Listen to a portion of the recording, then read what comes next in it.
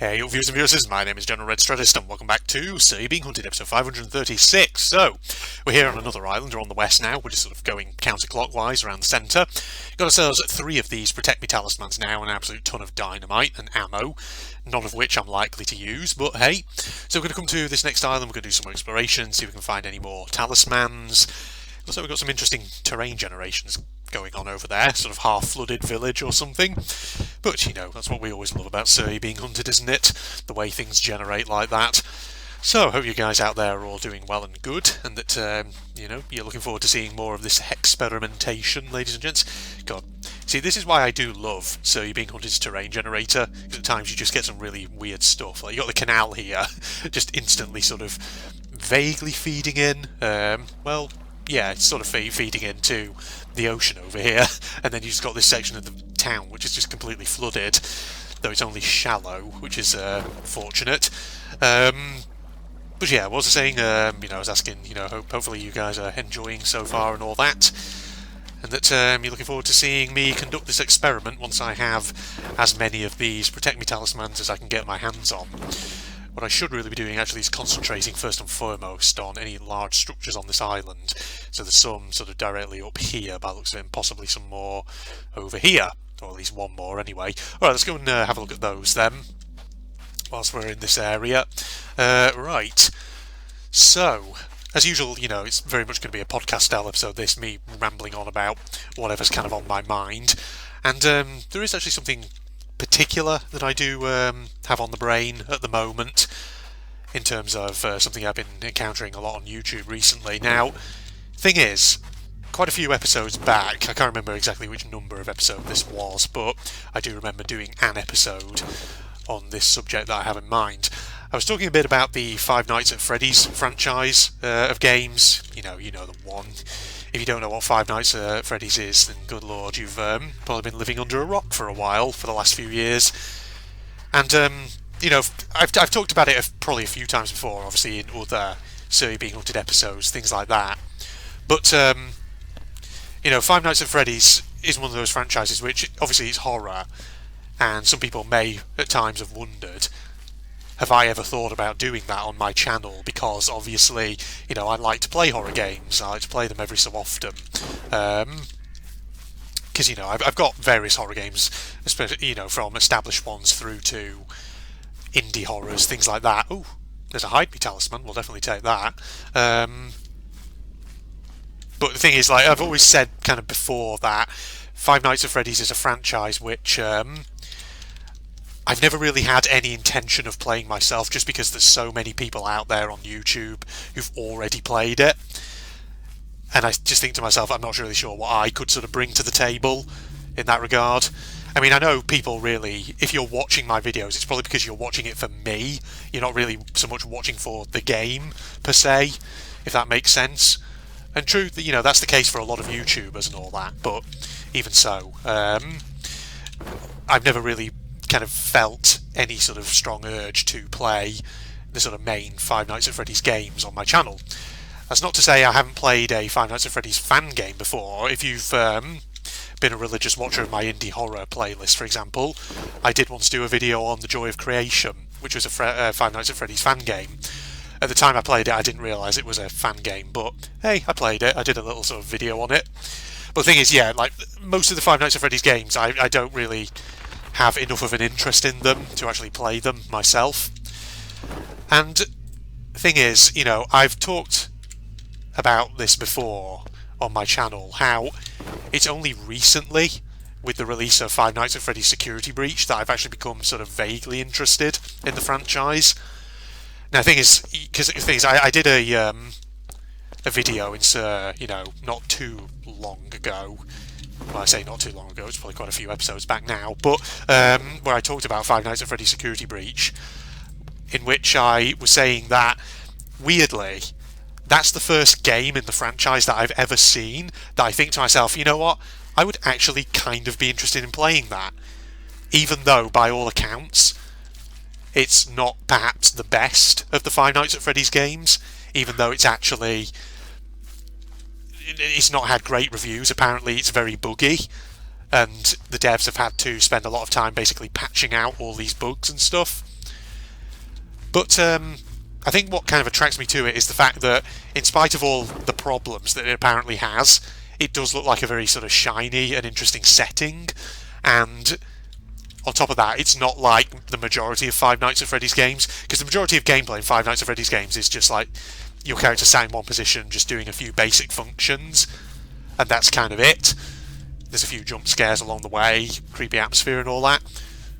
But Five Nights at Freddy's Security Breach actually is more of an open world. You actually explore, and you can wander around and things like that and find things. And so, from that perspective, it sounds like a game that would probably be, mechanics-wise, a bit more sort of up my street. So I've talked about, how that's the first one that has ever really interested me enough to potentially play it, and I did buy it. It is in my Steam library. Whether I do it on the channel or not, I've no idea. Maybe, maybe not. I mean, yeah, I'd probably be interested in doing it on the channel at some point, but I don't know when necessarily I would do that, because I've got so many other games that I probably would want to get through. And I've talked about this before, so I'm not going to spend too long sort of rabbiting on about it. But one thing I will say about the Five Nights at Freddy's franchise is that, God, jeez, I feel like this is not the first time we've seen a rifle in one of the buildings. I feel like we've had loads of rifles and rifle ammo spawning on this particular map that I generated. But that's, I'm digressing. But one thing I have said before is that even if I've never been interested enough to play the games themselves, one thing I will say about the Five Nights at Freddy's franchise is I can appreciate why it is as popular as it is. Because the thing is, over the last sort of few months, I've actually been steadily familiarising myself with what the backstory of Five Nights at Freddy's actually is. So basically, in order to do that, I've been watching the king of Five Nights at Freddy's himself, Markiplier, watching all of his Five Nights at Freddy's playthroughs to familiarise myself with what each game actually is, what it's about, and how it sort of ties in to the lore of it as a whole. And I've also watched, what's he called, MatPat, Game Theory Live, because he has like a big video where he and this other guy basically talk about the Five Nights at Freddy's lore and what it is all about as we know it. That video was made basically before the release of Security Breach, and that basically filled me right in on what the franchise is essentially all about, and who like the main characters are, and things like this. And the thing is, the main topic of this video that I want to talk about isn't actually so much the Five Nights at Freddy's games, it's actually something else that I'd recently encountered on YouTube. So, as you can imagine, a franchise like FNAF, with the amount of games in its series and with the fan base that is as big as it is, as you can imagine, there's a lot of Five Nights at Freddy's fan content out there, a ton of it. So, not just like fan games, though admittedly there's a lot of Five Nights at Freddy's fan games out there, and some of them, from what I've seen, they very much follow the standard FNAF kind of formula, in terms of trying to imitate the gameplay, just with their own sort of unique settings and characters. But there are other FNAF fan games out there, like The Joy of Creation, which go for a completely different approach, which don't try to sort of imitate the standard FNAF gameplay, which instead try and be their own sort of thing. And whilst there's not a lot of FNAF fan games out there that, much like the official FNAF games, I wouldn't necessarily be really interested in playing, there are a couple of them which do look actually quite interesting. So there's one that I encountered recently, and which I've downloaded to my computer because I might play it at some point, called Aftonbuilt, which is apparently like a tech demo for a FNAF game that never actually got fully made.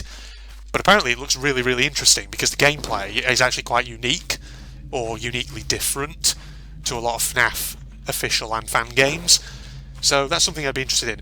But what also interests me as well is, apart from FNAF fan games, there's also a lot of basically like analog VHS style horror videos on YouTube that are based around the FNAF franchise.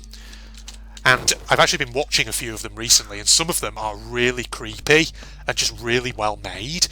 Particularly videos by I think the maker on YouTube is called Battington, and Battington created these, like I say, these analog VHS style, what are called the FNAF VHS tape horror videos.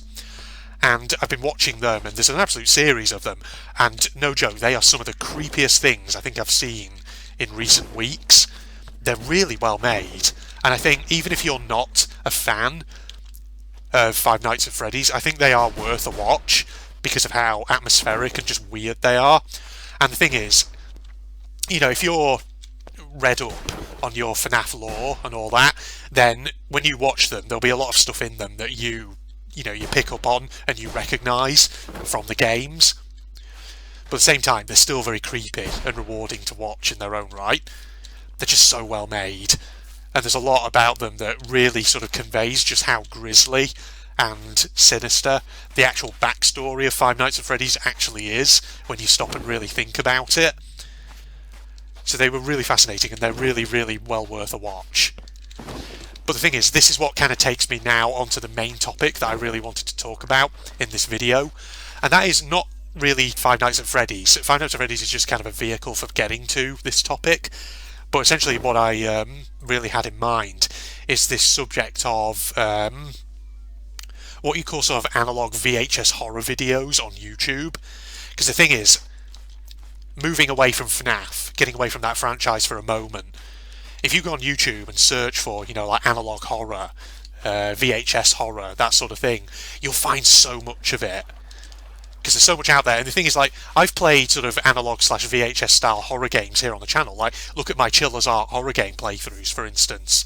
Chiller's Art is I think a Japanese developer who makes a lot of short VHS analog horror games, J-horror games, and they're so well made. Like The Convenience Store, Stigmatized Property, Inunaki Tunnel, Okairi, The Ghost Train, Missing Children, stuff like that. Those are the ones I've played on the channel, and I have others in my Steam library which I want to play at some point. But that sort of, you know, more generally speaking, that kind of style of horror, VHS analog horror, is so good. I do really enjoy it, because the thing about, you know, VHS, it's a medium which is very sort of typical of like the 80s and the 90s, which is, you know, the period when I was very much a kid and I was growing up. And the thing about VHS tapes is, over time, they do degrade and the quality of them suffers. And so, as a result, that kind of visual style lends itself so well to generating the kind of uncanny valley feel that can make horror so effective. And I just really enjoy, as a result, those sort of analog VHS style horror videos that you find on YouTube. So, you know, not just the FNAF, the Battington FNAF VHS tape horrors that you can find, but also other ones which I think are quite remarkable, which I have seen on YouTube. For instance, Kane Pixels, the Backrooms. So, I don't know if I've ever really talked about the Backrooms in So You're Being Hunted before. I've played a few sort of Backrooms themed games on my channel, and probably the best one I ever played as part of my indie horror playlist was the, what was it called? The Complex found footage. For me, that was one of the best depictions, I think, of the Backrooms that I've ever seen. And the thing is, like, I really love the concept of the Backrooms for horror. Just that idea of glitching out of reality into this strange, really sinister, quiet, kind of derelict realm where there's no actual guarantee that there are other people or other life forms there. There could be a monster that's stalking you through them, but you don't know. And so as a result, where a lot of the horror really comes from a sense of isolation and paranoia rather than any sort of outright threat. I really love the concept of the Backrooms in that regard. I think it's really, really good. And Kane Pixels essentially has done he did do a really, really good depiction of sort of like a guy phasing into the Backrooms and then exploring it. So if you haven't seen his video, just go and search for it. Search Kane Pixels on YouTube and you'll find it. But like I say, it's a really, really good depiction of the Backrooms, and it is that sort of classic VHS analog style horror, and it works really, really well for what Kane Pixels wants to do in that video. It's really, really good. But the thing is, there's tons of other Backrooms videos with that analog VHS style to them on YouTube. So for example, I went and watched the Pool Rooms ones, which I may have mentioned before, I'm not entirely sure. They're quite good too. There's a whole series of them, and again, it's that same sort of backroom style of horror where it's not really about there being a monster, it's just that sense of being lost in this strange alien place where you're completely isolated, there's no one else around, and it's that sense of paranoia and fear when you start to kind of realise that you're stuck there and you don't know if there's a way out, or you don't know how to get back to the entrance or whatever. That's what really makes the backrooms quite effective for me as a concept, hence why I really, really like it. And like I say, there's some great VHS analog style videos on YouTube of the backrooms concept, and the thing is, that really is kind of just inspired me. Wow, it was about 3 pheasants all took flight all at once there. That's really kind of motivating me to maybe go and explore other sort of VHS style horror on YouTube, because I know like there's another big sort of series which people talk about called the Mandela Catalogue, which is supposed to be really, really good and really spooky, so I'm definitely going to have to go and have a look at that and see what that's all about at some point. But it also reminds me, do you remember Marble Hornets, who they did like a whole series on YouTube based around Slender Man and all that? This is like years and years old, this is, but that's one that I vaguely remember, but I think I've only ever seen snippets of it. Maybe that's something that I need to go back to and watch as well, because I'm sure that'll be quite interesting. Slender Man is an interesting horror kind of villain monster, in the sense that, you know, back in the day, like 2012, 2013, he was so popular, there were so many videos and games being made about him. Then of course he like dropped off for a while, but every so often you do still see Slenderman themed stuff coming out every so often, in terms of games and stuff like that. So he's not entirely disappeared. He's still around, old Slenderman, isn't he? What about Siren Head though? Siren Head is one who I still feel like games are occasionally being made, but he's one, or rather Siren Head is another sort of horror monster, internet horror monster, that I feel like has kind of not died, but has kind of receded a bit. That one was popular for a while. I feel like the Backrooms at the moment is probably the big one that is kind of hogging the limelight, so to speak. So yeah, I need to play some more Backrooms themed games on the channel at some point, because I've got a couple actually in mind that I'd like to play. I've got a couple of games in my Steam library that are Backrooms themed, so I want to play them, because it'll probably be worth doing that at some point, I would have thought. So yeah, something perhaps just to keep your eyes peeled for on the channel, ladies and gentlemen. So I've in my Steam library I've got a game called The Backrooms Lost and Found, and I've also got one called Escape the Backrooms. So yeah, may well play them at some point on the channel, because Lord knows I've been saying for some time now that I want to do more horror content on this channel, because there's so many games I still have yet to play horror-wise, like Soma for instance, and the newer Amnesia games, Amnesia Rebirth and Amnesia the Bunker, when that comes out. Need to friggin' play them. Really need to get back to them. But yes, that's just me rambling about analogue horror and other stuff, you know, things like that. Let me just check this mill, just in case there are any doors with stuff in them. There's lots of dynamite. I've never seen so much dynamite rather, on one map. I mean, admittedly, this is obviously a custom-generated map, in terms of customise the biomes, and also, naturally, yes, there's probably more dynamite than you would get in a default map, but hey, it's a lot of it. You know, if I could pick up all that dynamite, I could have done like an experiment with the landowner.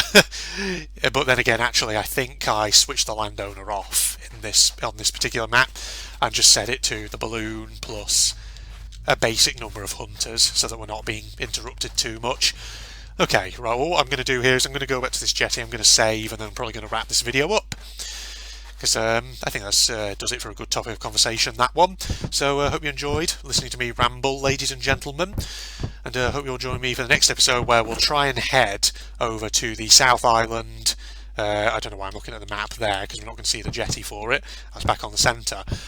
So yeah, we'll head over to the one remaining island to the south, and we'll see if we can find any further talismans there. We've got 4 of them. That's the most talismans I think I've ever found on one map. We'll see if there's any final ones that we can get our hands on, and then we will do our little experiment that I want to conduct, ladies and gentlemen. So hope you'll join me for that, and in the meantime, this is General Red signing off. Facebook and links down below, along with the links to my propagandist channel for anyone interested. If you enjoyed, a like is of course always appreciated. But other than that, let's go. Goodbye everybody.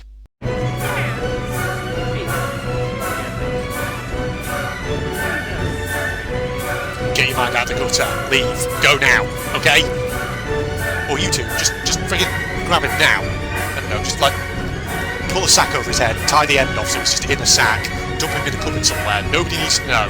Just throw him away. You know, bring him a few apples every once in a while so he doesn't starve to death. But just leave him somewhere where nobody will find him. Oh god. Don't suddenly turn into Terra or something, please. Don't. My thoughts exactly. You had a slumber party and didn't invite the great Waka Waka? There's a reason I only wanted to invite you. What? Yep, that's totally what this is. Well,